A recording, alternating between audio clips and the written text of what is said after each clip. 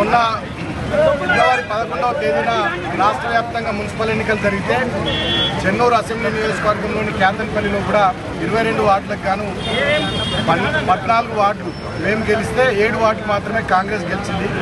అయినప్పటికీ కూడా అన్యాయంగా, దుర్మార్గంగా, అక్రమంగా మంత్రి వివేక్ నేతృత్వంలో కాంగ్రెస్ పార్టీ గెలిచిన 7 కౌన్సిలర్లతోని మున్సిపల్ చైర్మన్ స్థానాన్ని కైవసం చేసుకోవాలని కుట్ర చేసింది. ఆ కుట్రను అడ్డుకున్నందుకు మా మీద అక్రమంగా కేసులు పెట్టి 16 రోజుల పాటు మమ్మల్ని జైల్లో ఉంచడం జరిగింది.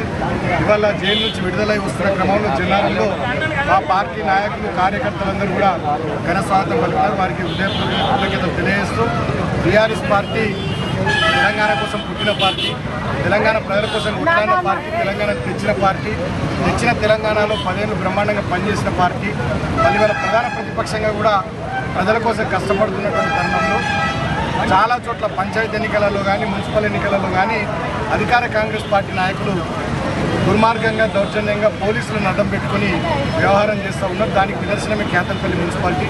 ఇప్పటికైనా నేను మంత్రిని, ముఖ్యమంత్రిని కోరుతా ఉన్నాను,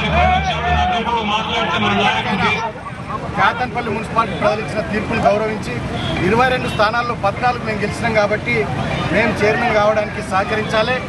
స్టేట్ ఎలక్షన్ కమిషన్ కూడా ఈ విషయంలో చొరవ తీసుకొని ఫెయిర్ ఎలక్షన్ జరిగేటట్టుగా ముందుకు పోవాలి. లేకపోయినట్టయితే భవిష్యత్తులో డెఫినెట్గా ఉమ్మడి ఆదిలాబాద్ జిల్లాలో ప్రజలు కాంగ్రెస్ పార్టీ అరాచకాలను, దుర్మార్గాలను ఇప్పటికే చూస్తూ ఉన్నారు. రాబోయే రోజుల్లో కాంగ్రెస్ పార్టీకి ఉమ్మడి ఆదిలాబాద్ జిల్లాలో ఖచ్చితంగా గోరి కడతారని చెప్పి సందర్భంగా తెలియజేస్తూ జై తెలంగాణ.